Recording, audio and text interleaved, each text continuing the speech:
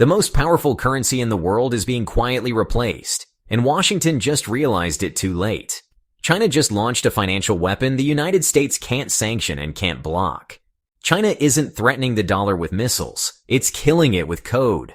A new digital Yuan hub just went live in Shanghai.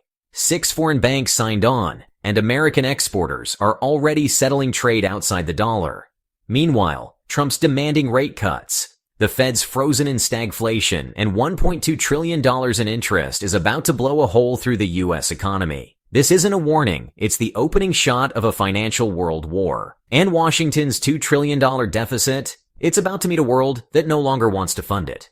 So ask yourself, what happens when the world stops needing dollars, but America keeps printing them anyway? The US dollar, traditionally a haven in global crises, has defied expectations by weakening amid escalating geopolitical risks, including US-Iran tensions and broader military engagements. Since Trump's return to the White House in January 2025, the dollar has dropped over 10% against major currencies, according to Bloomberg. Historically, armed conflict boosts demand for dollar-denominated assets, yet the ICE US dollar index fell below 99 in May, its lowest in over 2 years. Even with oil prices surging past $93 per barrel, a typical catalyst for dollar strength, investors are offloading U.S. assets. This trend is partly explained by a loss of policy credibility. Erratic fiscal strategies, unresolved debt ceilings, and overused sanctions have weakened international confidence in Washington's stewardship of its reserve status.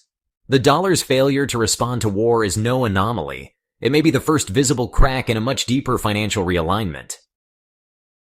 Efforts to eliminate the U.S. trade deficit have triggered a paradox. By reducing imports, Washington is also cutting the global supply of dollars.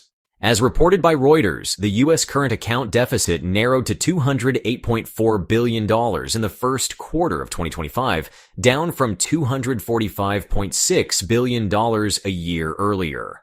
While this aligns with Trump's goal of rebuilding domestic industry, it's also shrinking the dollar pool that foreign investors rely on to buy U.S. assets. Historically, those dollars would flow back through bond markets, boosting Treasury demand. Instead, U.S. bond auctions are showing weaker foreign participation. Bloomberg noted a 22% decline in indirect bids at a recent $40 billion Treasury note auction. The Wall Street Journal reported Japan and Saudi Arabia are shifting bond purchases into shorter durations or pulling back entirely. The more Washington cuts its trade deficit, the more it severs the dollar's pipeline to global circulation, and Beijing is watching. At the Lujiazui Forum in June 2025, PBOC Governor Pan Gongsheng outlined Beijing's clearest intent yet dismantling single currency dominance. Backed by state initiatives, China is expanding use of the digital yuan, launching an international operations hub in Shanghai, and onboarding 6 major foreign banks, including Standard Bank and First Abu Dhabi Bank, onto its cross-border interbank payment system. Bloomberg reports the yuan has appreciated 1.1% this quarter and now facilitates roughly 30% of China's trade settlement.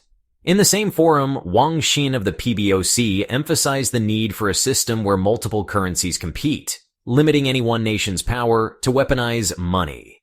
The vision includes capital account convertibility, yuan-denominated futures trading, and gradual reliance on the IMF's SDR basket as a stabilizer. It's no longer about dethroning the dollar, it's about making the dollar optional. Alright, let's pause for a moment, because this wasn't supposed to happen this fast. Just 2 years ago, even China's most optimistic forecast didn't see the yuan challenging dollar dominance before 2030, but a combination of US policy missteps, investor outflows, and international disillusionment has, accelerated the timeline. According to Bloomberg Economics, global foreign exchange reserves held in US dollars have dropped from 59% in 2021 to just 51.7% as of May 2025, a 25-year low. Meanwhile, the euro and yuan are climbing in share, aided by new trade and settlement mechanisms. Lagarde's rare visit to Beijing and public endorsement of a global euro moment underscore that the multipolar shift is not theoretical.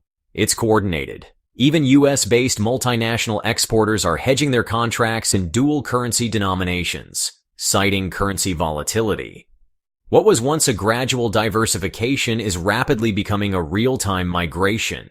And honestly, the velocity itself may be the most destabilizing factor of all.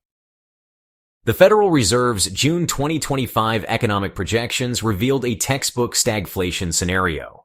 GDP growth has been revised down to 1.4% for 2025 from 1.7% in March, while core inflation is now projected at 3.1%, up 0.3 points, and unemployment is expected to rise to 4.5%. According to the Wall Street Journal, the Fed held rates at 4.25 to 4.5%, citing elevated uncertainty as Powell resists political pressure to cut. Trump, however, has renewed his attacks, demanding rates drop by at least 250 basis points. Yet Treasury yields remain elevated, and interest on U.S. debt is forecast to hit $1.2 trillion this year, surpassing defense spending. Powell's refusal to ease stems from clear indicators. Consumer demand is softening, retail sales declined 0.9% in May, and housing starts hit a 5-year low. The Fed faces a dual threat: stimulate and risk inflation, or hold and deepen recession. Either way, the dollar's appeal is eroding, caught in a policy vice of its own making. So, here's the thing. China just built a financial system that can't be sanctioned. At the June 2025 Lujiazui Forum, PBOC Governor Pan Gongsheng confirmed the launch of a digital Yuan international operations hub in Shanghai, designed to accelerate ECNY settlement across Asia and beyond. According to Reuters, 6 major foreign banks, including Standard Bank and First Abu Dhabi Bank, have already signed on to China's cross-border interbank payment system, or CIPS, enabling instant yuan-based settlements without touching SWIFT. Pan openly criticized traditional cross-border payments as vulnerable to politicization, reinforcing Beijing's goal to neutralize U.S. sanctions by embedding the digital yuan deep into trade pipelines. Meanwhile, bond traders are watching closely as China explores launching yuan futures contracts, a direct challenge to dollar index derivatives. Morgan Stanley analysts noted this marks the most concrete step yet in renminbi internationalization since its 2016 IMF SDR inclusion. But here's what hasn't hit headlines. If CIPS volume eclipses SWIFT in Asian trade routes, the dollar won't just lose influence, it may lose visibility. Major exporters are no longer waiting for a geopolitical shift. They're rewriting invoices. Bloomberg reports that more than 30% of Chinese cross-border trade is now settled in yuan, a record high, while U.S. Bancorp insiders say American firms are quietly accommodating by offering dual currency contracts to Asian partners. In April, 6 BRICS-aligned economies moved to standardize commodity pricing in non-dollar terms, citing volatility in U.S. fiscal policy. Meanwhile, Russia and the UAE finalized a multi-billion-dollar oil deal in yuan, bypassing the petrodollar entirely. Even US-based companies are hedging exposure. Caterpillar disclosed in its latest earnings call that it expanded foreign exchange swaps in local currencies to offset dollar instability in emerging markets. According to the IMF's April bulletin, global reserves held in dollars have slipped below 52%, a level not seen since 1999. The shift is no longer ideological, it's tactical. And every yuan-denominated trade removes one more thread from Washington's financial safety net. Trump wants a weaker dollar to boost exports, but still needs the dollar to fund a $2 trillion deficit, nearly 7.3% of U.S. GDP, per the Treasury's May 2025 estimates. At the same time, he's escalating tariff threats against Iran, China, and the EU, creating cost-push inflation that tightens Powell's policy trap. Meanwhile, China's economy is outperforming expectations. Its second quarter GDP growth was revised up to 5.4%, with exports rising 1.1% year-over-year, despite global slowdowns. According to Bloomberg, Chinese state-owned firms are ramping up foreign bond issuance in yuan, testing the waters for a multipolar currency model. This currency war now pits structural contradictions against each other. The U.S. needs cheap borrowing and global trust, but its policies are undermining both. Beijing, in contrast, is betting on steady gains and central planning to lure capital into a de-Americanized settlement system. There is no equilibrium here, only a countdown to which system breaks first. So now, the board is set. On one side, a U.S. economy juggling $37 trillion in debt, political volatility, and a currency too central to fail, but too erratic to trust. On the other, a rising Yuan, digitized, centralized, and backed by a strategy, not a slogan.